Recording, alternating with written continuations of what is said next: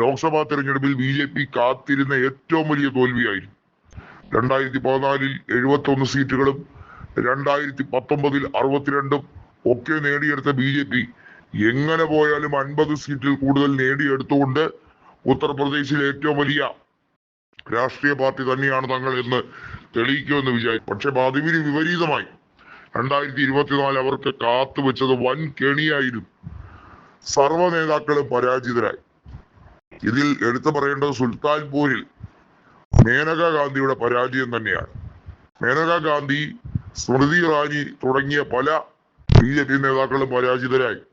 മേനക ഗാന്ധി എന്നാൽ ഇതുവരെയും വ്യക്തമായി BJP നേതൃത്വത്തിനെതിരെ പരസ്യമായി തിരിഞ്ഞിട്ടില്ലെങ്കിലും മകൻ വരുൺ ഗാന്ധി നേരത്തെ തന്നെ പുകിലുണ്ടാക്കി പുറത്തു ചാടിയ വ്യക്തിയാണ്. അദ്ദേഹം നിഷ്പക്ഷ നിലപാടുകൾ സ്വീകരിക്കുന്നുണ്ടെങ്കിലും തെരഞ്ഞെടുപ്പ് സമയത്ത് കോൺഗ്രസിലേക്കോ സമാജ്വാദി പാർട്ടിയിലേക്കോ ചേക്കേറാനുള്ള സാധ്യതയും ഉണ്ട്.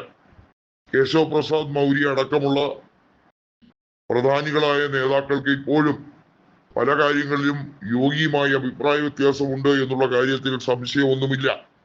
UP-യിൽ മൂന്നാമതും യോഗി അധികാരത്തിലെത്തും എന്നൊക്കെ തട്ടിവിടുന്നവർക്ക് ഒരു മറുപടി എന്ന രീതിയിൽ കൃത്യമായ സന്ദേശം അഖിലേഷ് കൊടുത്തിരിക്കുകയാണ്. 2027 തെരഞ്ഞെടുപ്പ് സമാജ്വാദി പാർട്ടിക്കുള്ളതാണെന്നും 2012 ആവർത്തിക്കുമെന്നും ചരിത്രത്തിലെ ഏറ്റവും മികച്ച വോട്ട് ഷെയറോടുകൂടി അവിടെ കേവല ഭൂരിപക്ഷം തികയ്ക്കുമെന്നും BJP 2ാം സ്ഥാനത്താകുമെന്നും കൂടുതൽ സഖ്യ നീക്കത്തിന് വേണ്ടി കൃത്യമായും ചന്ദ്രശേഖർ ആസാദുമായും, അതായത് നഗീന മണ്ഡലത്തിൽ നിന്നുള്ള ആസാദ് പാർട്ടിയുടെ MP ആണ് ചന്ദ്രശേഖർ ആസാദ്.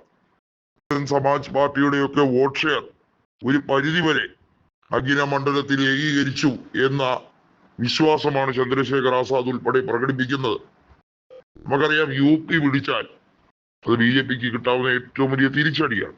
ഉത്തരാഖണ്ഡും അതുപോലെ തന്നെ ഗോവയും ഒക്കെ 2027 തുടക്കത്തിലെ നിയമസഭാ തെരഞ്ഞെടുപ്പിലേക്ക് പോകുന്നുണ്ടെങ്കിലും എല്ലാവരും കൺകുളിർക്കെ കാത്തിരിക്കുന്നത് UP-യിൽ എന്ത് സംഭവിച്ചു എന്നുള്ളതാണ്. 25 കോടി ജനതയുള്ള, ബ്രസീലിനേക്കാൾ വലിയൊരു ജനസംഖ്യയുള്ള ഒരു സ്റ്റേറ്റ്. നോക്കൂ, ഈ രാജ്യത്തെ മോസ്റ്റ് പോപ്പുലസ് ആയിട്ടുള്ള രാജ്യങ്ങളുടെ പട്ടിക എടുത്താൽ നമുക്കറിയാം, ഇന്ത്യ കഴിഞ്ഞാൽ ചൈന, അത് കഴിഞ്ഞാൽ ഏറ്റവും ജനസംഖ്യ എന്ന രീതിയിൽ പറയാൻ കഴിയുന്നത് US-ന്റെ ജനസംഖ്യയാണ്.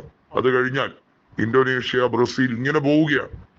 അത്രയധികം ജനസംഖ്യയുള്ള ഒരു സ്റ്റേറ്റ്, ഒരു രാജ്യതുല്യമായ പദവി ലഭിക്കേണ്ട ഒരു സ്റ്റേറ്റ് എന്ന് വേണമെങ്കിൽ പറയാവുന്ന UP-യിൽ 2,42,000 സ്ക്വയർ കിലോമീറ്റർ സമാജ്വാദി പാർട്ടി പിടിച്ചെടുത്താൽ BJPക്ക് കിട്ടാവുന്ന ഏറ്റവും വലിയ ഹിന്ദി ഹൃദയഭൂമിയിലെ തിരിച്ചടി തന്നെയായിരിക്കും.